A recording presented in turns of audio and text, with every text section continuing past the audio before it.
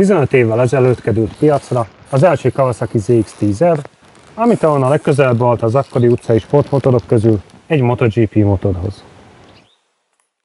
Agresszív külső, robusztus váz, kompakt ezres motor és radiális első fékek. Minden adott volt, amit 2004-ben elvárhattunk egy utcai Superbike-tól. A literes sor 4-es erőforral 175 lóerőt teljesített papíron, ami még ma sem mondható kevésnek, sőt tesztmotorunk valószínűleg még több, hála a Yoshimura kipufogó rendszerének és a Power Commander egységnek. Ennek köszönhetően tudta 9,8 másodperc alatt teljesíteni a negyed mérföldet, ami egy negyedik helyre volt elég a helyi sprint futamon a Street 1000 Plus kategóriában.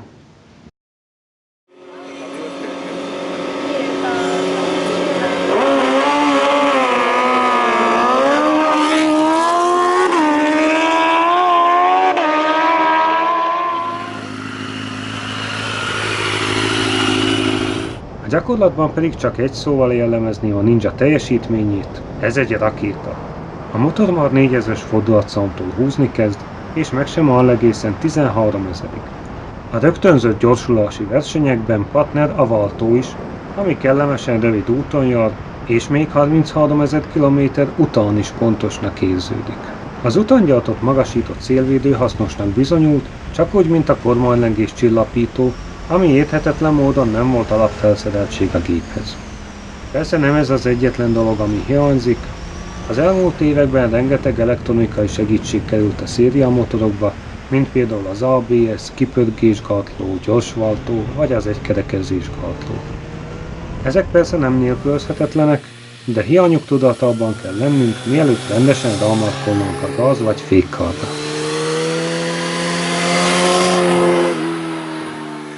Egy pályaorientált utcai Superbike esetében kevésbé lényeges szempont a kényelem, viszont meglepődve tapasztaltam, hogy ez a Ninja nem egy kínpad. Persze hasalni kell rajta, de a csuklóink nincsenek különösebben terhelve, és a térdünk se zár be túlságosan fárasztó szöget. Viszonylag méretes 17 literes tankot kapott, ám tesztmotorunk áthangolt beállításai miatt nem érdemes a fogyasztási adatokba túlságosan belemerülni, valószínűleg közelebb áll a 10 literhez, mint a 7-hez. A felfüggesztés stabil, de nem éreztem elegendő visszajelzést az útról. Ám ahogy az elvárható, elől és hátul is teljesen állítható, így valószínűleg, ha belemélyednék a beállításokba, elérhetném a teljes elégedettségi szintet.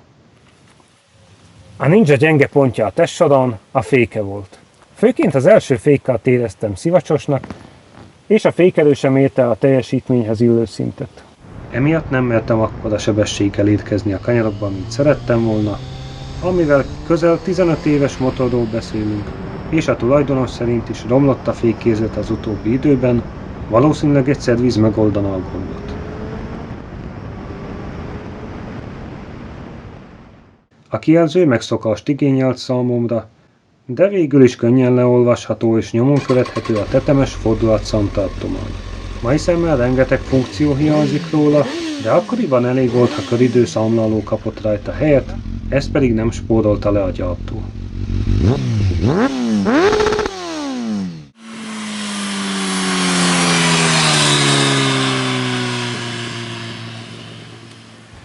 A 2005-ös 1000-es Ninja összességében még ma is egy elképesztő sportmotor. Egy kompromisszumokat nem tűrő bevajerős Superbike, ami az utcán is lélegzetelállító, természetes élőhelye viszont egyértelműen a versenypálya. Szakavatott kezekben a teljesítménye akár a mai ezresekkel is vetekedhet, viszont az elektronikai segédletek teljes hiánya miatt sokkal több tapasztalatot követel, különben látványos hajszáltbukásokat mutathatunk be.